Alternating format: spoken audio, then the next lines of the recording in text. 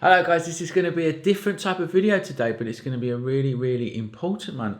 I'm going to talk about how photography helps stroke victims, okay?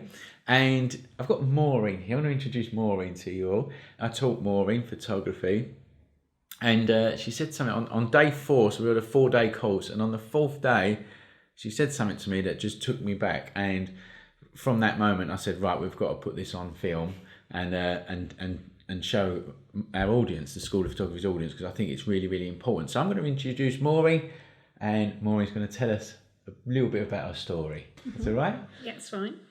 I work in a corporate environment, so I'd never describe myself as being creative. But in January this year, I had a stroke, which affected my speech and my right side and also my memory.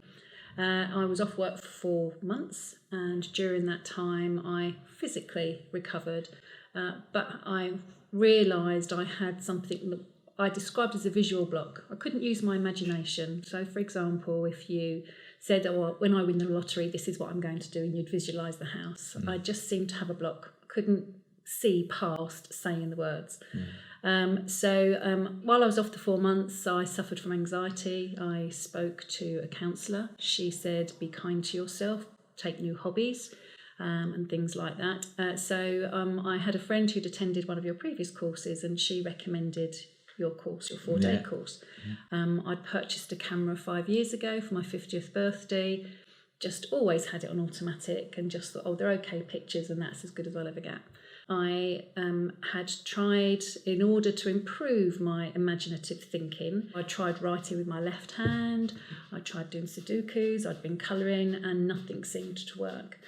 I went back to work in the May. I started your course in the June. On day 1, when you asked us to introduce ourselves, I did say to you, be patient with me because I haven't got any creativity. And you responded, everyone has creativity. That's right. They just don't know how to release it. That's right. So I trusted you at that stage. I trusted you. On day 1, you gave us some homework, which was to look at patterns.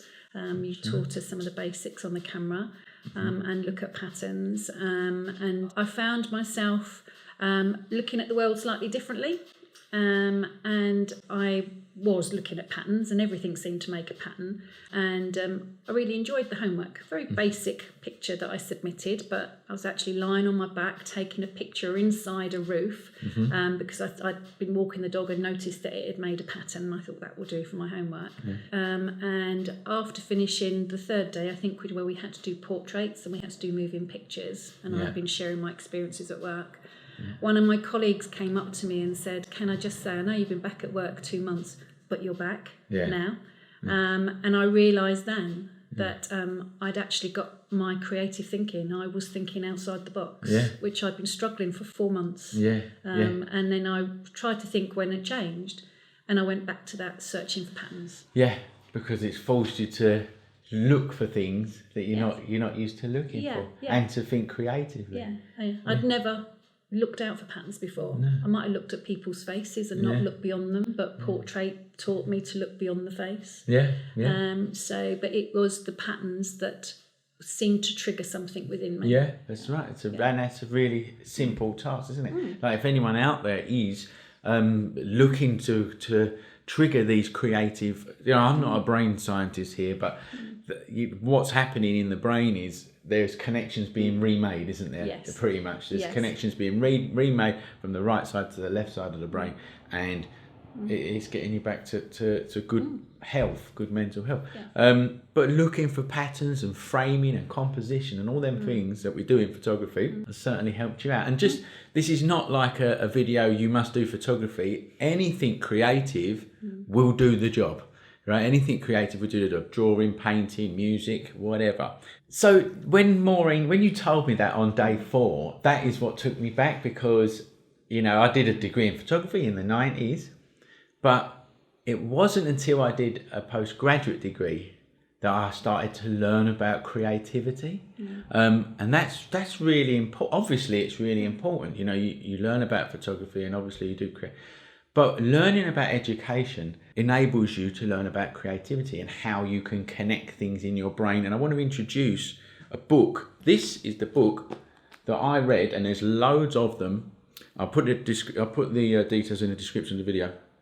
It's called Drawing on the Right Side of the Brain, and it teaches you how you can stimulate that side of your brain creatively. And I've always tried to do that in my courses, and so when you said that to me, I said, I've got to get you in, because I didn't even know. You know that when you first turned up at my course, I never knew that you'd had a stroke. I didn't share it with anybody. You didn't share it with anybody. I didn't have a clue.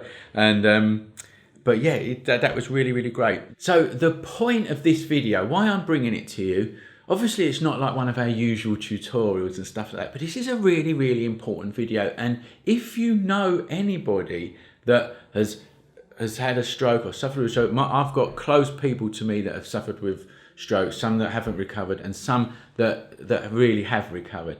This would help them out. Being creative would really help them out. Share this video with them. Share Maureen's story with them. I'm also going to put in the description of this video a link to Stroke Association, which is a charity that does all the research into helping people recover from strokes, and you can go and donate if you want to. Obviously this is a really, really important cause. So I just want to end by thanking Maureen for sharing her story. It's a brilliant story. This is not, as you know, if you watch my channel, this is not something I usually do. I just thought it was a really important thing to share, and thank you, Maureen. I really, really appreciate it.